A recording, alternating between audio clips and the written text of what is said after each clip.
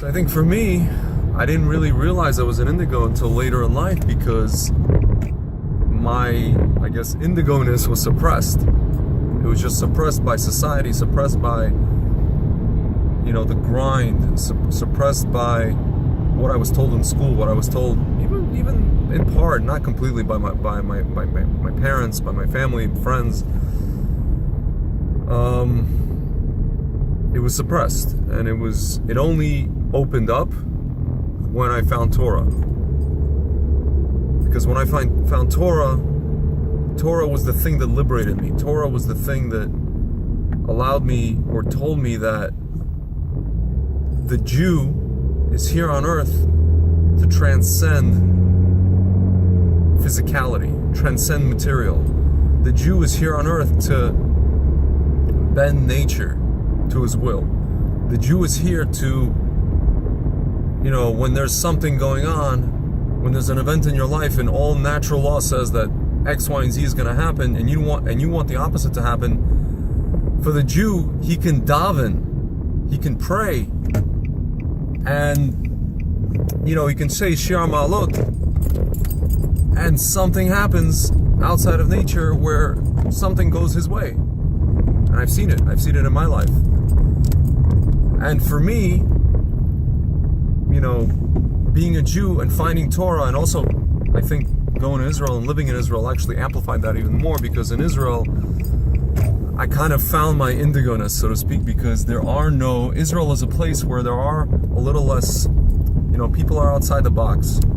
They think outside the box. You're allowed to just be free. There's no boxes, even with religiosity. There are people in boxes, but they don't. You're living in Jerusalem. Nobody's trying to put you in a box. You can really be the Jew that you want to be, as opposed to in America. And this is what I've been having trouble with since I got back from Israel. Also, which kind of like also made me feel like I'm kind of an outsider, or kind of I don't fit in. You know, it's like yet another place where I just don't fit in. You know, it's like where I didn't fit in. If I didn't fit in high school or in college, you know, I look back to my days in my 20s where I was working on Wall Street, and you know, I was thinking to myself, why did I work on Wall Street? Is it that I like the markets? Is it that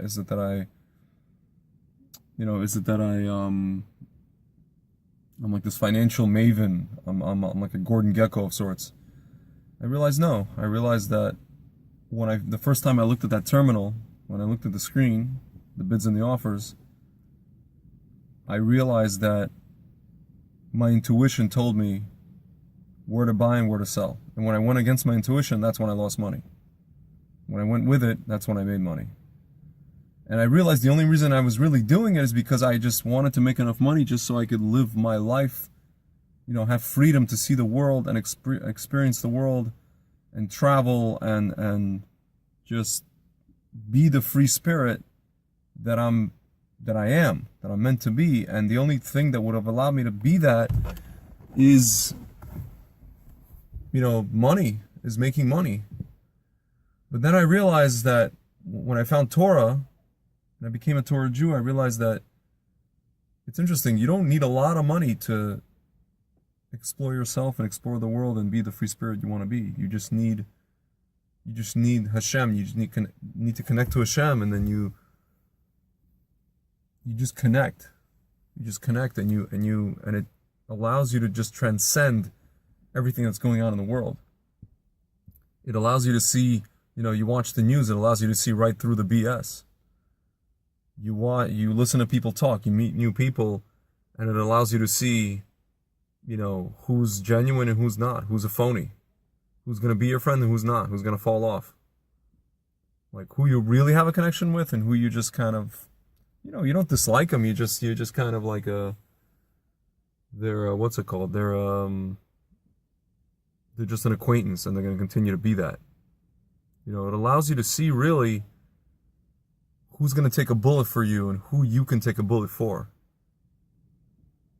And I think it's interesting because the only danger in that, at least for me, has been,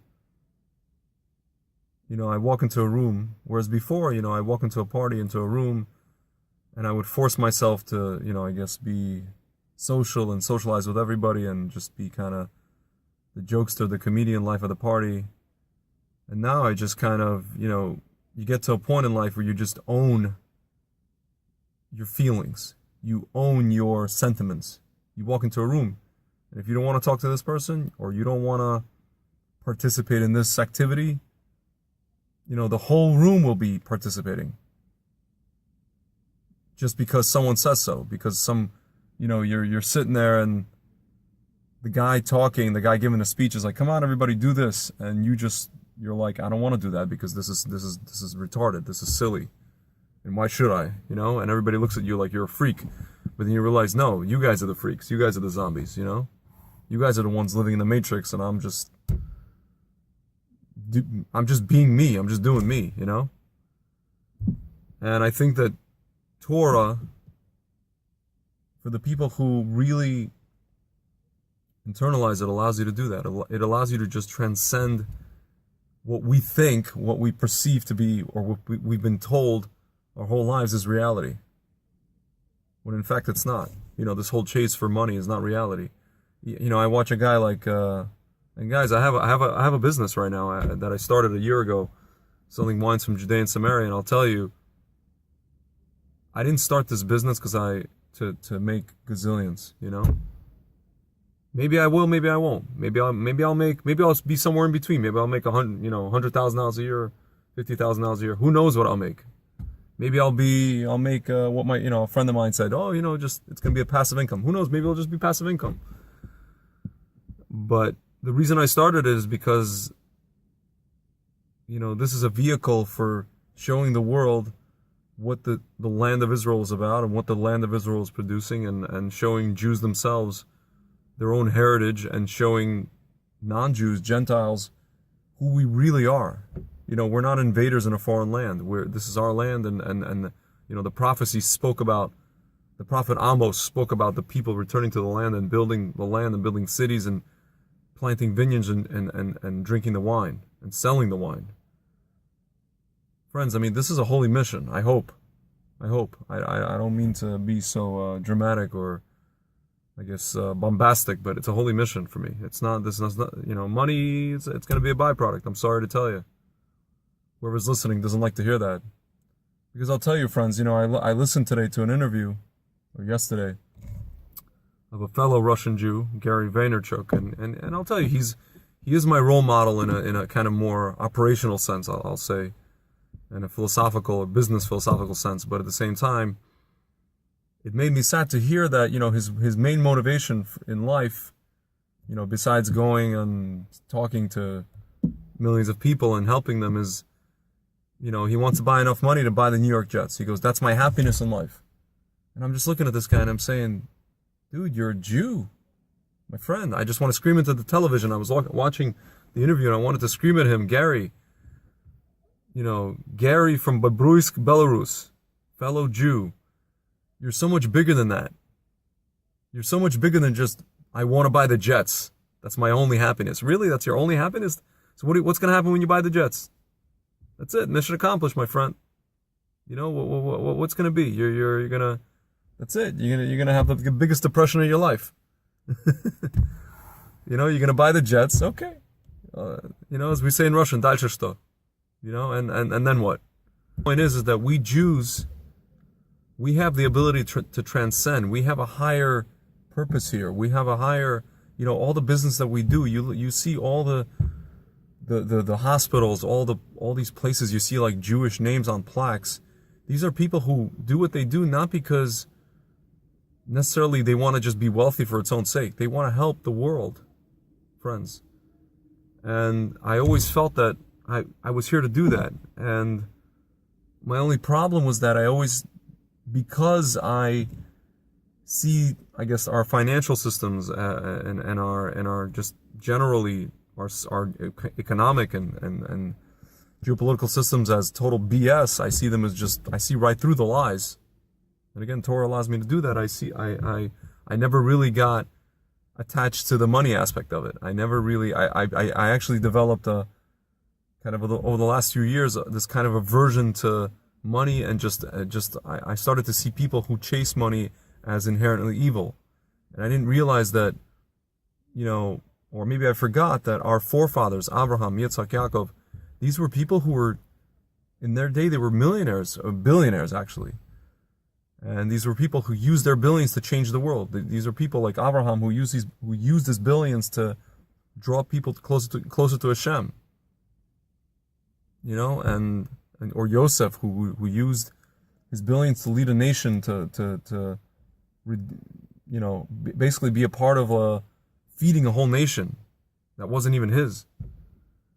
And it's something that I've only began to fuse with my Torah knowledge recently, and to find a new way to look at money and a new way to look at, I guess, financial success. But at the same time, I'm not losing sight of the fact that, the system that we live in is totally broken. It's not real. It's not based on anything real, friends. So I think that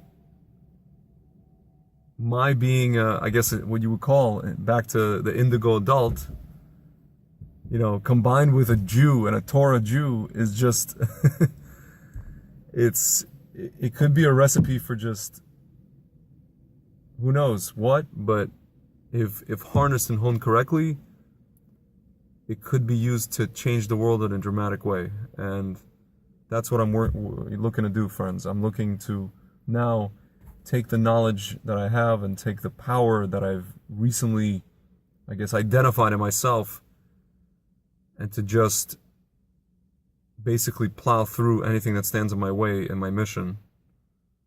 And again, the goal is not to get rich, for its own sake. The goal is to change paradigms. The goal is to just, come out into the world blazing and just have people see that the Jewish people, Israel, is a holy place. That we're back, that we're not settlers in a foreign land, colonialists, we've just come back to our land, and then the world needs to know that. And I think up until now, people who live, or the people who have been representing this movement, I'm talking about the residents of Judea and Samaria, some of them, but they have not formulated a way how to present themselves to the world, how to present themselves as the holy beams of light that they are. And I think that I have a tremendous opportunity, friends, just via the media, via social media, as well as just via this wine project, to do just that. And I really hope that, I guess, my newfound indigo-ness combined with Torah and mitzvahs, and just, hopefully transcending the physicality of this world and the sheker of this world, I'll be able to do that. So, and friends, I just want to give you guys a bracha to those listening, for you Jews out there. If you're out there, to succeed and to build something and to achieve something, my recommendation to you: don't try to buy the jets. Try to convince people that football is nothing but a bunch of guys running around chasing a ball.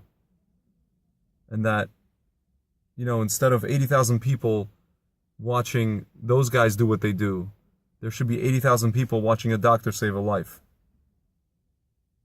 Or, a rabbi learning Torah, which occasionally does happen, but that's what 80,000 people should be paying to come watch, not guys running around with a ball once a week, every Sunday. Thanks for listening, friends.